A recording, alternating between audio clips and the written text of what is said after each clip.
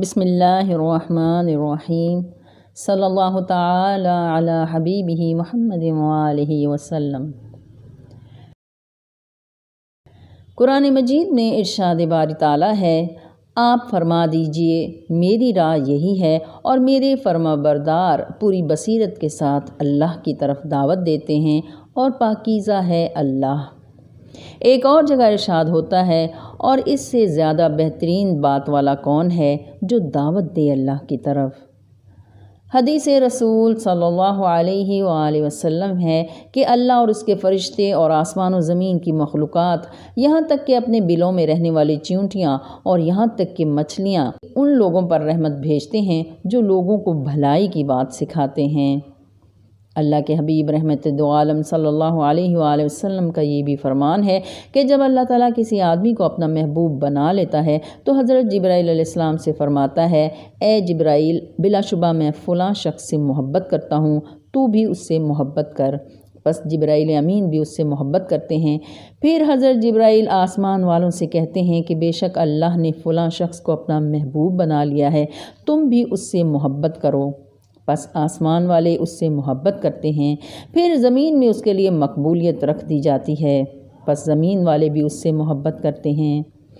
اہل باطن علماء بتاتے ہیں کہ حضیرۃ القدس ایک ایسی جگہ ہے جہاں اللہ کے حکم سے فرشتے اور روحیں انسانوں کو تباہی اور مصیبت سے نجات دلانے کے طور طریقوں پر سوچ بچار کرتے ہیں اور سب متفق ہو کر یہ پیغام انسانوں کو پہنچاتے ہیں۔ اس کام کو عملی جامہ پہنانے کے لیے سب سے زیادہ پاکیزہ بندہ منتخب کیا جاتا ہے۔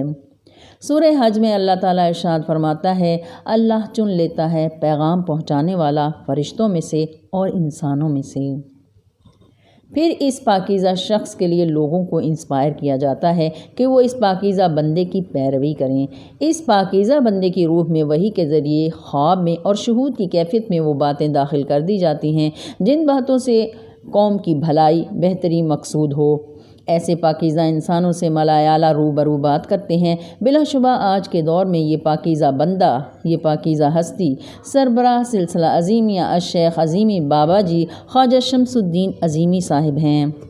آپ کا سلسلہ نسب میزبان رسول صلی اللہ علیہ وآلہ وسلم سیدنا ابو ایوب انصاری رضی اللہ عنہ سے ملتا ہے۔ خواجہ شمس الدین عظیمی صاحب کے آباء و اجداد صوبہ ہرات افغانستان سے ہجرت کر کے ہندوستان آئے۔ آپ کے والد الحاج انیس احمد معروف عالم دین حضرت مولانا خلیل احمد سہارنپوری کے بھتیجے اور ان کے مرید تھے۔ آپ کے والد صاحب کشف بزرگ تھے، وکالت کے پیشے سے منسلک تھے۔ پھر وکالت چھوڑ کر لکڑی کا کاروبار کرنے لگے۔ آپ کی والدہ محترمہ امت الرحمن بڑی صابر، شاکر اور بے حد مہمان نواز خاتون تھیں۔ آپ کی پیدائش سے پہلے آپ کے والد صاحب نے خواب دیکھا کہ تہجد کا وقت ہے، آسمان ستاروں سے بھرا ہوا ہے۔ ذوق و شوق سے آسمان میں لٹکی ہوئی قندیلوں کو دیکھ رہے تھے کہ ایک ستارہ آسمان سے ٹوٹا اور آپ کے دامن میں آ گیا۔ اگلے روز شیخ الحدیث مولانا زکریا صاحب سے خواب بیان کیا تو انہوں نے فرمایا، حاجی صاحب مبارک ہو، آپ کی ایک اولاد روحانی ہوگی اور اس سے سیدنا حضور علیہ الصلاۃ والسلام کا مشن فروغ پائے گا۔ 17 اکتوبر 1927 بروز پیر قصبہ پیر زادگان ضلع سہارنپور یوپی بھارت میں بوقت فجر آپ کی ولادت ہوئی۔ آپ کی پیاری دادی اماں نے آپ کا نام شمس الدین انصاری رکھا۔ وقت کی ایک نہایت بلند شخصیت مولانا حسین احمد مدنی نے کھجور چبا کر آپ کے منہ میں ڈالی۔ آپ کے گھر کا ماحول مذہبی تھا۔ والد صاحب درس و تدریس سے والہانہ لگاؤ رکھتے تھے۔ انہوں نے بچوں کی تعلیم و تربیت پر خصوصی توجہ دی۔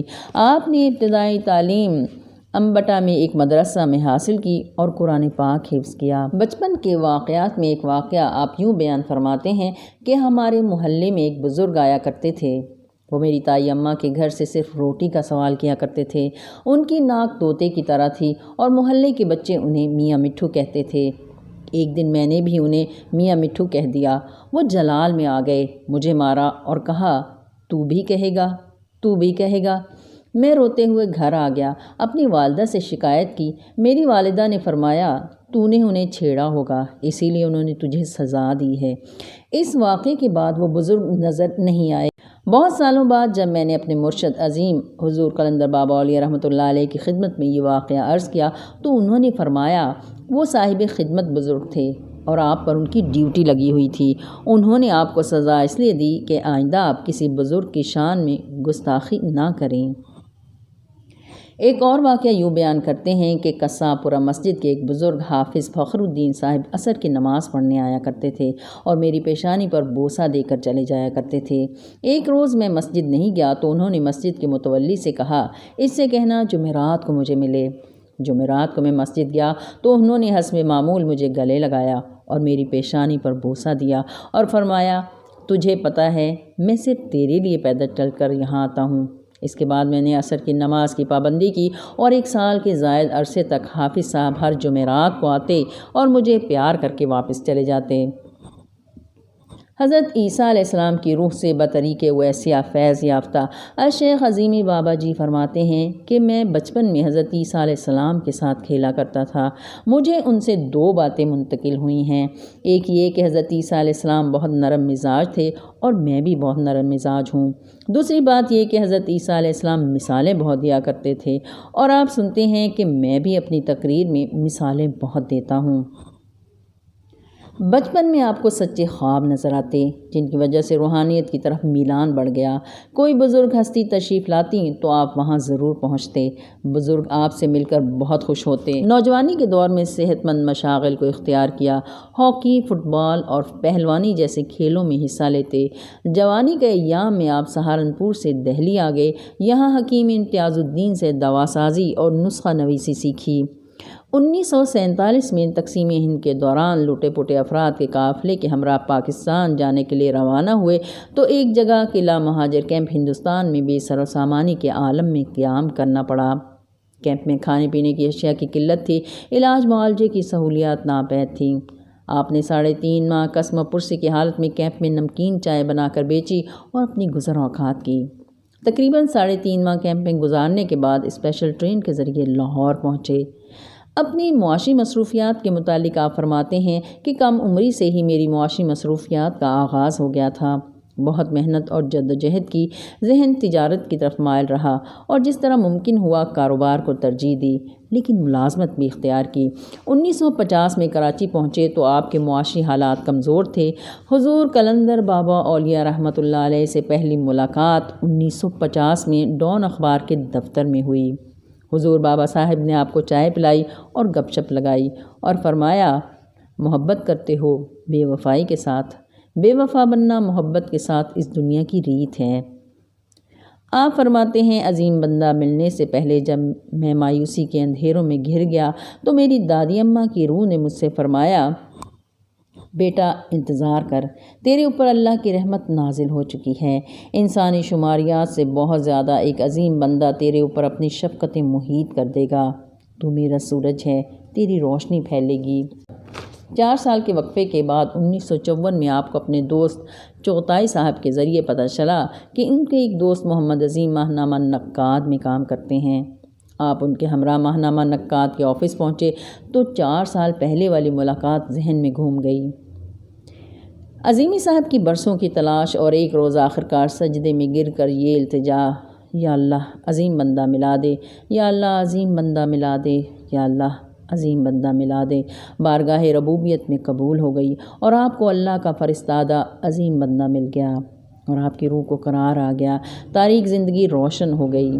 ملاقاتوں کا سلسلہ بڑھا تو تعلق مضبوط سے مضبوط تر ہوتا چلا گیا، انسیت محبت میں بدل گئی۔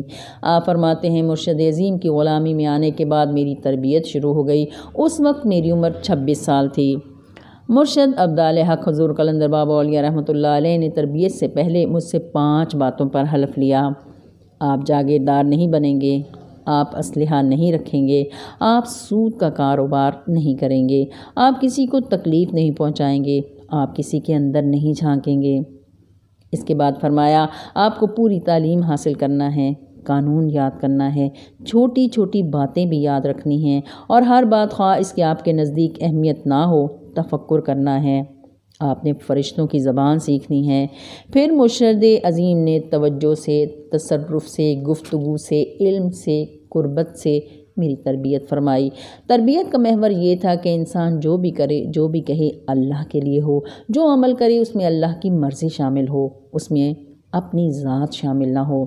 تربیت شروع ہونے سے پہلے میں نے تہیہ کر لیا کہ اب مجھے خود مختار زندگی نہیں گزارنی، اس پر عمل کروں گا، بات سمجھ میں آئے یا نہ آئے تعمیل ہوگی، اور میں تعمیل اس طرح کرتا تھا کہ اس طرف نہیں سوچتا تھا، خیال آتا تو دوسرے کام میں مشغول ہو جاتا۔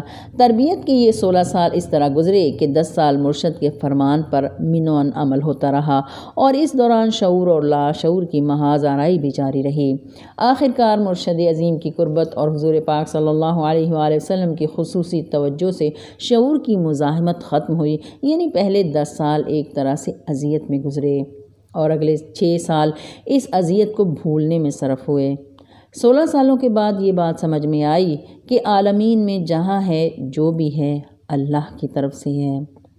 کل 16 سالوں میں 2 سال اس طرح مرشد عظیم کی قربت ملی کہ آندھی، برسات، گرمی، سردی، روزانہ شام کے وقت محبوب کا دیدار ہوتا رہا، اور 14 سال اس طرح گزرے کہ مرشد عظیم نے اپنے قدموں سے چل کر میرے گھر کو نور سے منور فرما دیا۔ میں نے اپنے مرشد عظیم بندہ کے 14 سال کے شب و روز دیکھے۔ ان شب و روز میں عظیم بندے کے جسمانی، ذہنی اور روحانی معمولات میرے سامنے ہیں۔ میں نے اس عظیم بندہ کے دل میں رسول اللہ صلی اللہ علیہ وآلہ وسلم کا دیدار کیا ہے۔ میں نے اس عظیم بندہ کے مندر میں اللہ کو دیکھا ہے۔ میں نے اس عظیم بندہ کے نقطۂ وحدانی میں کائنات اور کائنات کے اندر موجود اربوں، کھربوں، سنکھوں مخلوقات کو ڈوریوں میں بندھے دیکھا ہے۔ میں نے دیکھا ہے کہ کائنات کی حرکت اس عظیم بندہ کی ذہنی حرکت پر قائم ہے، اس لیے کہ یہ بندہ اللہ کا خلیفہ ہے، نمائندہ خصوصی ہے۔ میں نے اس عظیم بندہ کی زبان سے اللہ کو بولتے سنا ہے۔ عظیم بندہ نے مجھے خودآگاہی دی ہے۔ ڈر اور خوف کی جگہ میرے دل میں اللہ کی محبت اور اللہ کی مخلوق کی محبت انڈیل دی ہے۔ عظیم بندہ کو آسمانی دنیا میں فرشتے قلندر بابا اولیاء کے نام سے پکارتے ہیں۔ عظیمی بابا جی فرماتے ہیں کہ یہ بات اب پردے میں نہیں رہی کہ 14 سالوں پر مشتمل 5110 دن رات کو اگر گھنٹوں سے ضرب دی جائے اور 1,22,640 گھنٹوں کو منٹ سے ضرب دی جائے، اور ہر منٹ پر ایک بات شاگرد نے اپنے روحانی استاد سے سنی ہو تو 73,58,400 باتیں مراد سے مرید کو منتقل ہوئی ہیں۔ یہ باتیں اس وقت علم بن جاتی ہیں جب استاد شاگرد کے دماغ کی اسکرین کو واش کر دے۔ مجموعی طور پر 16 سالوں کی قربت اور تربیت کے بعد 26 جنوری 1979 کو رات 10 بجے میرے مرشد حضور قلندر بابا اولیاء رحمۃ اللہ علیہ نے مجھے طلب کیا اور فرمایا مجھ سے مصافحہ کرو، اور فرمایا خواجہ صاحب مشن کو پھیلانے والے لوگ دیوانے ہوتے ہیں۔ جب مشن کا کام زیر بحث ہو وہاں کبھی بھی اپنی عقل و شعور استعمال نہیں کرنی چاہیے کہ کاروبار کا کیا ہوگا، لوگ کیا کہیں گے، بیوی بچوں کا کیا ہوگا، بلکہ ہر حال میں مشن کو اولویت دیں۔ جس روز عقل و شعور آپ کے اندر آ گیا دیوانگی نکل جائے گی، مشن ناکام ہو جائے گا۔ اس لیے مشن چلانے والا بندہ سوائے اثار کے کسی چیز سے واقف نہیں ہوتا۔ پھر فرمایا آپ میری بات سمجھ گئے؟ میں نے عرض کیا حضور میں آپ کی منشا اور ہدایت کو سامنے رکھ کر سلسلے کی پیش رفت میں انشاءاللہ دیوانہ وار کام کروں گا، اور میرے سر پر ہاتھ رکھا، پھر میری پیشانی پر انگلیوں کے پور سے دائرے بناتے رہے اور پھونک مار کر فرمایا اللہ تمہارا حامی و ناصر ہے۔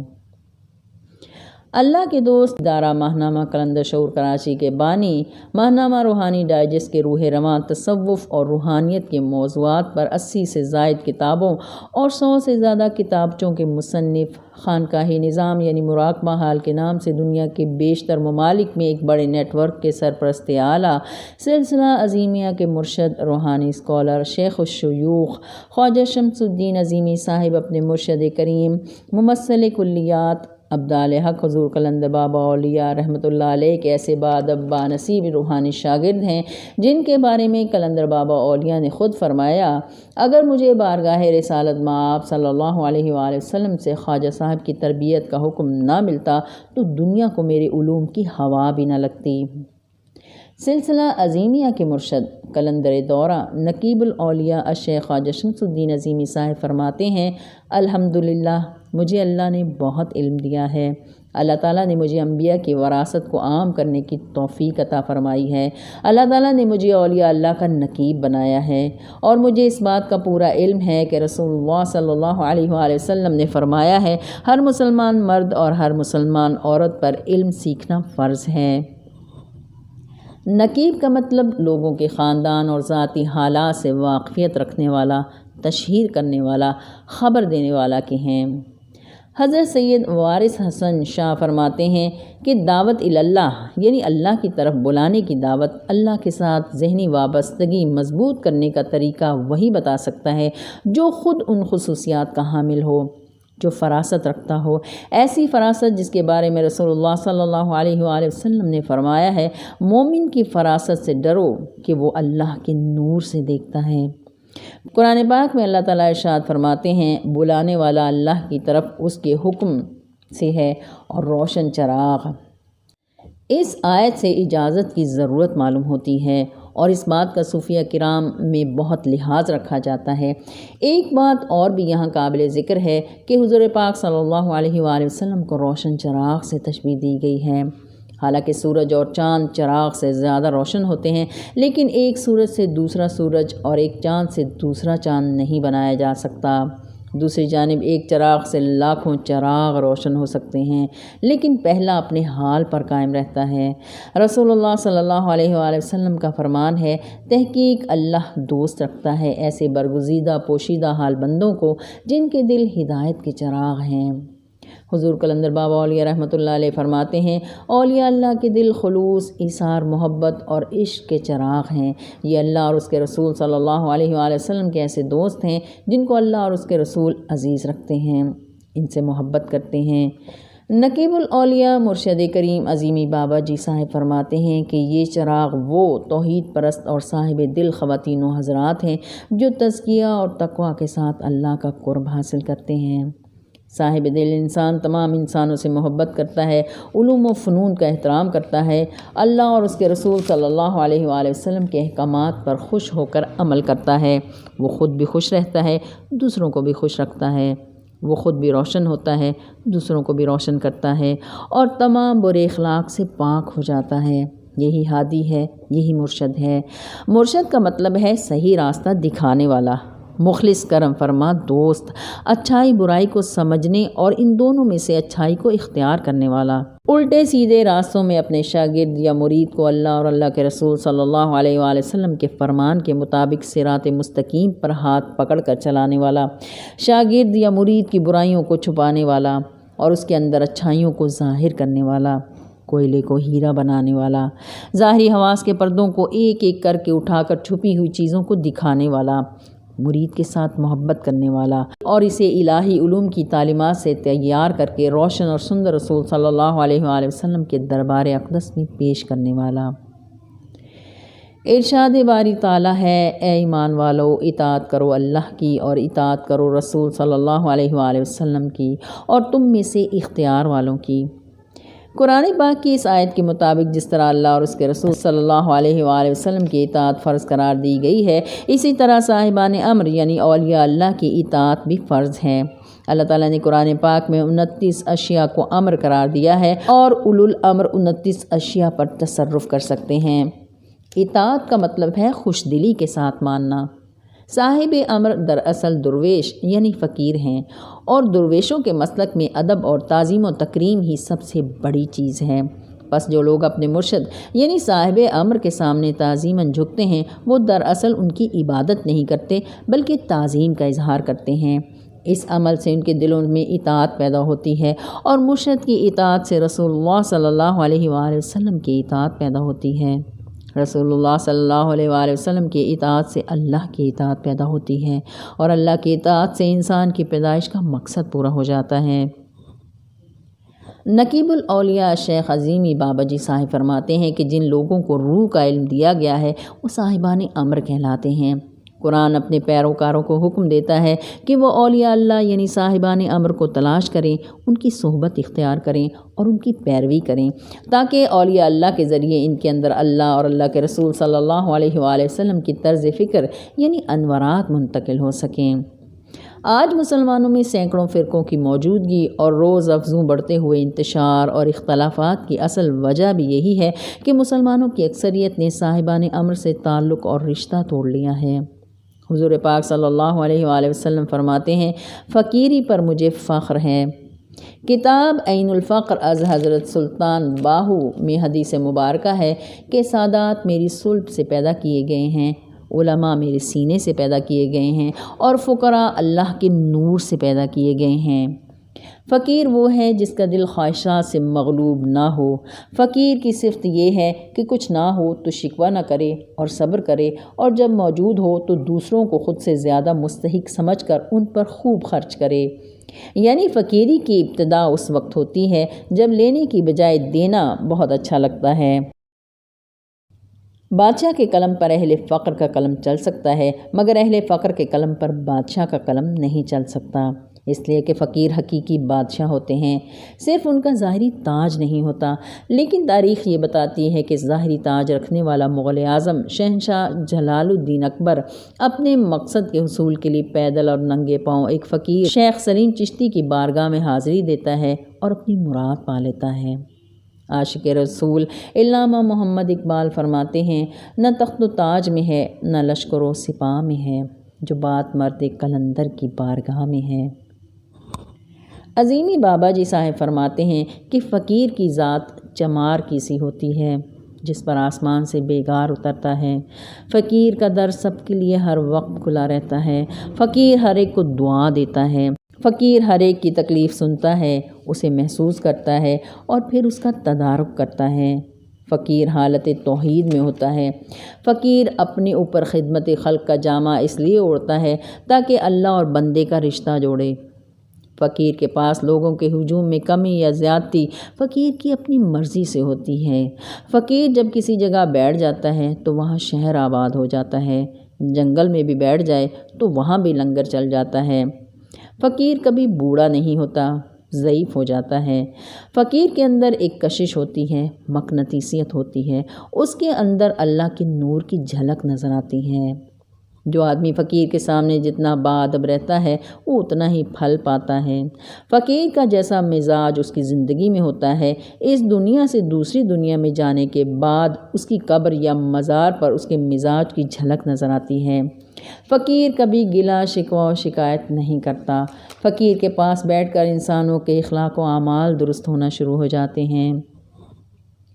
مرشد کریم عظیمی بابا جی فرماتے ہیں، فقیر کلمہ طیبہ پڑھتا نہیں ہے بلکہ کلمہ طیبہ ہو جاتا ہے۔ فقیر کا کلمہ بن جانے کا مطلب تصدیق وجود بالشہود ہے۔ فقیر کا خون پسینہ صرف کرنا ہرگز بے معنی نہیں ہوتا۔ دنیا والوں کے لیے اتنا ہی جان لینا کافی ہے کہ فقیر کا سیدھا سادہ عمل بھی معنی در معنی گہرائیاں لیے ہوتا ہے۔ فقیر کسی کی اصلاح نہیں کرتا، وہ خود کو ٹھیک کرنے میں لگا رہتا ہے، اور ذہنی جسمانی طور پر اس کے قریب رہنے والے خود بخود اس سے متاثر ہوتے رہتے ہیں۔ فقیر ایک بہت بڑے سمندر کی مانند ہوتا ہے اور اس کے اندر سے 3 بڑے دریا نکلتے ہیں۔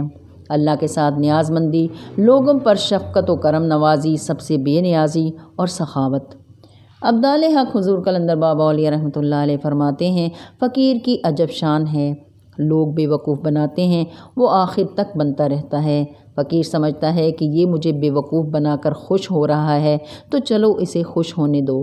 وہ بے وقوف بنتا چلا جاتا ہے تا وقت وہ بندہ خود ہی بھاگ جائے یا اسے اپنی غلطی کا احساس ہو جائے۔ عظیمی بابا جی صاحب فرماتے ہیں، فقیر کی بارگاہ میں حاضری کے وقت نہایت مؤدب ہونا چاہیے اور خاموشی اختیار کرنی چاہیے۔ اپنی حرکات و سکنات کو بھی کنٹرول میں رکھنا چاہیے۔ فقیر کے پاس کبھی خالی نہیں جانا چاہیے، چاہے ایک ماچس یا ایک بسکٹ کا پیکٹ ہی کیوں نہ ہو۔ فقیر کے پاس آ کر صفائی کرنے سے برکت ہوتی ہے، برتن دھونے سے اپنے اندر کی صفائی ہوتی ہے۔ فقیر ہر شے کا علم رکھتا ہے مگر اپنا علم خام خواہ کسی پر نہیں جھاڑتا۔ وہ کبھی کسی کو اپنی طرف کھینچ کر نہیں بلاتا، نہ وہ کسی کو کرامت دکھاتا ہے، نہ کسی کو جھاڑتا ہے کہ ادھر آؤ، اس راہ پر چلو، فلاں پا جاؤ گے۔ نہیں، وہ ایسا کچھ نہیں کرتا کہ اس کے کسی بھی فعل میں دنیا داری چھلکے۔ فقیر فقط محبت کرتا ہے، وہ انسانوں میں برائی نہیں دیکھتا، نہ وہ خامیوں کے پیچھے بھاگتا ہے اور نہ ہی وہ کسی کی کمزوری تلاش کرتا ہے، بلکہ اسے صرف محبت بانٹنی ہوتی ہے۔ وہ زخموں کو مندمل کرتا ہے اپنے شیریں لہجے سے، اس کے پاس خلوص ایثار ہوتا ہے، وہ اپنا پرایا نہیں دیکھتا بلکہ ہر شخص اسے اپنے گھر کا فرد لگتا ہے۔ یہی وجہ ہے لوگ اس کے ٹھکانے پر آ کر سکون محسوس کرتے ہیں۔ خلوص و محبت کا راستہ اور عشق کی راہ کھولنے کا سامان مہیا کر دینا عالم انسانیت پر فقیر کا بڑا احسان ہوتا ہے۔ اسی مقصد کے لیے فقیر کا ظہور ہوتا ہے۔ فقیر معلم عالم حضور پاک صلی اللہ علیہ وآلہ وسلم کی اتباع میں اپنا کام یزکیکم سے شروع کرتا ہے اور پھر یعلمکم الکتاب کی منزل کی طرف سب آتے ہیں۔ فقیر کے ہاتھ میں کچھ نہیں ہوتا، بس اتنا ہے کہ اللہ اس کی دعا کو شرف قبولیت بخشتا ہے۔ فقیر کے در سے کوئی خالی ہاتھ نہیں جاتا۔ فقیر وہ نہیں جو دعویٰ فقر کا کرے مگر لوگ اس سے اختلاف کریں اور وہ مرنے مارنے پر تیار ہو جائے۔ فقیر تو وہ ہے کہ اگر چکی کے پاٹ جتنے پتھر پہاڑ سے لڑکتے ہوئے آئے تو اس کے راستے سے نہ اٹھے۔ فقیر کا طریقہ صبر و شکر، فرما برداری، توحید پر قائم اور توکل کرنا، راضی برضا رہنا اور سب برداشت کرنا ہے۔ انہی صفات کو اپنانے والا فقیر ہے۔ فقیر کی زندگی تو مرنے کے بعد شروع ہوتی ہے۔ نام فقیر تنادا باہو، قبر جنہاں دی جیوے ہو۔ تذکرہ غوثیہ میں سید غوث علی شاہ قلندر فرماتے ہیں کہ علامت فقر خاکستر ہوتا ہے، یعنی جس طرح خاکستر خوشبو اور بدبو دونوں کو ڈھانپ لیتی ہے، اسی طرح فقیر بھی لوگوں کی عیب، مزبحیل، ثواب اور نیک و بد پر نظر نہیں رکھتا۔ صوفی بزرگ حضرت عبید اللہ درانی بابا جی فرماتے ہیں کہ فقیر کا دروازہ سب کے لیے کھلا رہتا ہے۔ فقیر خلقت کی جسمانی اور روحانی بیماریوں کے لیے شفا کا ذریعہ بنتا ہے۔ فقیر کا وجود انسانیت پر احسان ہوتا ہے۔ فقیر کا شفقت سے ہاتھ رکھنا، آنکھوں سے محبت انڈیلنا، تسلی و تشفی دینا ہر طرح کی شفا ہے۔ فقیر رحمت کا پروردہ ہوتا ہے۔ سخت سے سخت تکلیف میں بھی فقیر کے چہرے پر شگفتگی، آنکھوں میں روشنی اور چمک نظر آتی ہے۔ فقیر گالیاں کھا کر بھی دعائیں دیتا ہے۔ فقیر ایک کا 70,000 گنا دے کر بھی اپنے آپ کو مسکین اور عاجز بنا کر رکھتا ہے۔ فقیر کی ایک نظر لاکھوں چاند ستارے بنا دیتی ہے، کیونکہ جس آنکھ میں اللہ بس جاتا ہے وہ اللہ کی آنکھ بن جاتی ہے اور پھر کرم ہی کرم ہوتا ہے۔ فقیر مسند ولایت کے کھلی کتاب بن کر آتا ہے اور رحمت للعالمین صلی اللہ علیہ وآلہ وسلم کے وسیلے سے ایک رحمت عام بن کر خلق میں پیش ہوتا ہے۔ اس کی زندگی انسانیت کی خدمت کے لیے وقف ہوتی ہے۔ فقیر صبر کا پہاڑ ہوتا ہے۔ فقیر کو کڑوا بھی کھانا ہوتا ہے اور اپنے نرم ہونٹوں سے کانٹے بھی چبانے ہوتے ہیں۔ فقیر کا سب سے بڑا کام حضور پاک صلی اللہ علیہ وآلہ وسلم کے مشن یعنی دین اسلام کو اپنے زمانے میں اجاگر کرنا ہوتا ہے۔ فرد کی حد تک فقیر کا کام اور مشن ہے کہ طالب کے باطن میں وہ فطری صلاحیتیں پیدا کرے جو اس کے ارتقاء باطن، روحانی ارتقاء کے لیے قدرت نے ودیت کی ہیں۔ یہ ارتقاء روحانی یعنی باطنی ارتقاء ہی عالم انسانیت پر فقیر کا سب سے بڑا احسان ہے۔ محترم جناب سید سرفراز شاہ اپنی کتاب فقیر رنگ میں تحریر فرماتے ہیں کہ فقیر بالخصوص ہر اس شخص پر گہری نظر رکھتا ہے جو اس کے پاس آ رہا ہے کہ وہ کہیں کسی مشکل میں تو نہیں ہے، یوں وہ اس کی درخواست کرنے سے پہلے ہی اس کی مدد کرتا ہے اور اس خوبصورتی سے یہ مدد کرتا ہے کہ خود لینے والے کو بھی اس کا گمان تک نہیں ہوتا۔ فقیر کے پاس کوئی بھی جس مقصد کے لیے آتا ہے فقیر وہی دے دیتا ہے۔ فقر میں غصہ حرام ہے، تحمل و بردباری لازم ہے۔ اگر کوئی فقیر غصے کی حالت میں نظر آئے تو یقین کر لیجئے وہ غصہ ظاہری ہے، کسی مصلحت کے تحت ہے، کیونکہ فقیر صرف غصہ پوز کر رہا ہوتا ہے، دل سے کبھی غصہ نہیں کرتا۔ فقیر نیکی کی ترغیب و دعوت الفاظ سے نہیں بلکہ اپنے کردار سے دیتا ہے۔ فقیر تنقید سے دور بھاگتا ہے اور نصیحت سے اجتناب کرتا ہے، کیونکہ وہ جانتا ہے کہ نصیحت کرنے سے لوگ کترانے لگتے ہیں۔ عالم اور فقیر میں فرق یہ ہے کہ عالم مختلف باتیں کرتا ہے جبکہ فقیر ان باتوں پر عمل کرنا سکھاتا ہے لیکن نصیحت کیے بغیر۔ فقیر تبدیلی کے لیے صرف گفتگو کرتا ہے اور لوگ نیکیاں کرنا شروع کر دیتے ہیں۔ فقیر دوسروں کے نقائص کی نشاندہی کرنے کی بجائے اپنے نقائص اور خامیوں کو دور کرتا رہتا ہے۔ فقیر کو کسی کی ذات میں خامی یا عیب نظر نہیں آتا۔ اس طرح خلق خدا کو فقیر میں کشش محسوس ہوتی ہے اور وہ جوک در جوک اس کی طرف کھنچنے لگتی ہے، اور پھر لوگ فقیر کے اوصاف اپنانے کی کوشش کرتے ہیں۔ سید سرفراز شاہ اپنی کتاب کہے فقیر میں فرماتے ہیں کہ فقیر اپنی ذات کو اس مقام پر لے جاتا ہے جہاں وہ دوسروں کے لیے مثال بن جاتا ہے۔ چونکہ فقیر خود ویل اسپوکن اور ویل مینرڈ ہوتے ہیں، اسی طرح فقیروں کو ایسے ہی لوگ پسند آتے ہیں۔ جو آدمی جتنا فقیر کے سامنے باادب رہتا ہے وہ اتنا ہی پھل پاتا ہے۔ فقیر سخی، دیالو اور بہت ٹھنڈے دل و دماغ کا مالک ہوتا ہے۔ فقیر ایک کامیاب اور نفیس ترین انسان ہوتا ہے، ایک بہترین ماہر نفسیات بھی ہوتا ہے، اظہار و قربانی، خلوص و محبت کا پیکر ہوتا ہے۔ فقیر کا ایک بنیادی اصول بھی ہوتا ہے کہ اسے اپنے حقوق یاد ہی نہیں رہتے، لیکن دوسروں کے اس پر کیا حقوق ہیں وہ اسے ہمیشہ نہ صرف یاد رہتے ہیں بلکہ ان حقوق کو پورا کرنے کے لیے وہ بے چین رہتا ہے، دوڑ دھوپ کرتا رہتا ہے اور بلا معاوضہ مخلوق کی خدمت میں مصروف رہتا ہے۔ حضور پاک صلی اللہ علیہ وآلہ وسلم کا فرمان ہے کہ فقراء سے محبت اخلاق انبیاء میں سے ہے اور فقراء سے بغض اخلاق فرعون میں سے ہے۔ ہر شے کی چابی ہے اور جنت کی چابی فقراء کی محبت ہے۔ جس نے کسی فقیر کی زیارت اس کا کلام سننے کے لیے کی، اللہ حشر کے روز اسے انبیاء اور رسل کے ساتھ اٹھائے گا۔ اے ابو ذر، میری پوری قوم گناہوں کی گٹھری اٹھا کر میرے ان درویشوں کے پاس بیٹھ جائے، جب اٹھیں گے تو اس طرح ہوں گے جس طرح ابھی ماں کے پیٹ سے نکلے ہوں۔ پھر فرمایا، اے ابو ذر، میرے بعد میرے آنے والے میرے غلام، میرے فقراء اللہ کے ہاں انبیاء کی سی شان کے مالک ہیں۔ جس نے عقیدت بھری نظروں سے انہیں دیکھا تو اللہ کو یہ بات بیت اللہ کو دیکھنے سے زیادہ پسند ہوگی۔ جس نے عقیدت سے انہیں دیکھا تو گویا اس نے اللہ کو دیکھا۔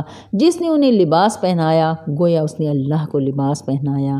جس نے انہیں کھانا کھلایا تو گویا اس نے اللہ کو کھانا کھلایا۔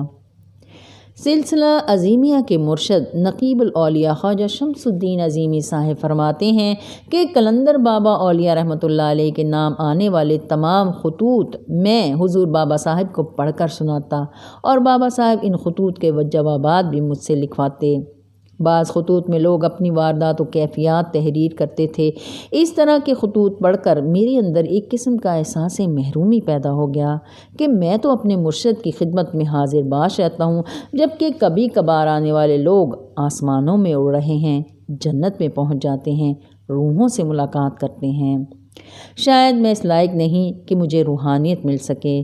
آخر کار ایک روز میں سیون شریف حضرت لال شہباز قلندر کے مزار پر چلا گیا اور تہیہ کر لیا کہ جب تک میرا مراقبہ نہیں کھلے گا میں سیون شریف نہیں چھوڑوں گا۔ وہاں 2-3 دن رہا، شب بیداری، ذکر اذکار، نوافل سب کچھ کیا مگر کچھ نہیں ہوا۔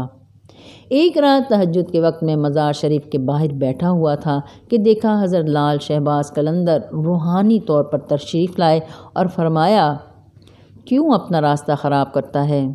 کوئی کچھ نہیں دے سکتا۔ اگر ہم بھی کچھ دینا چاہیں گے تو مرشد کو بیچ میں لائے بغیر نہیں دیں گے۔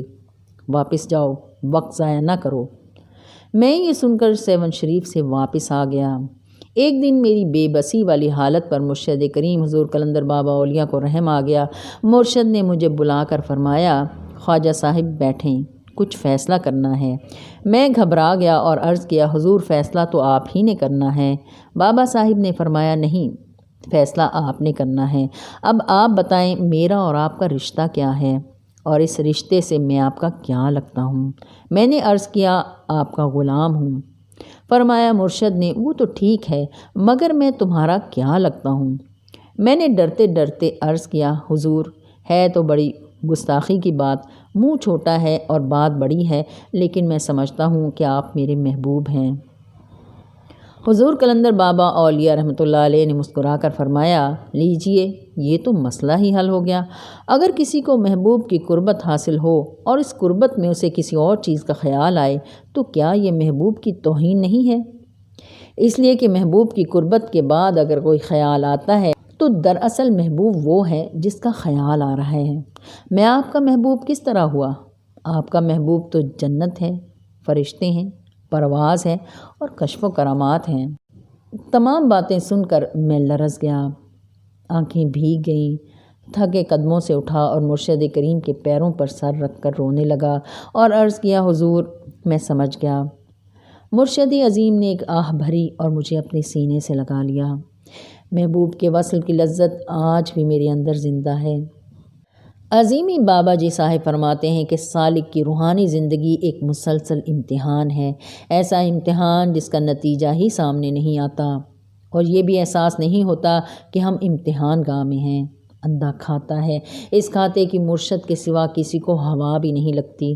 دراصل روحانیت کا مقصد یقین، عفو، درگزر، عاجزی، انکساری، خود کی نفی، ہوش و حواس کے ساتھ مرشد کے احکامات پر غور و فکر کرنا کہ اپنی ذات کسی بھی طرح سامنے نہ آئے۔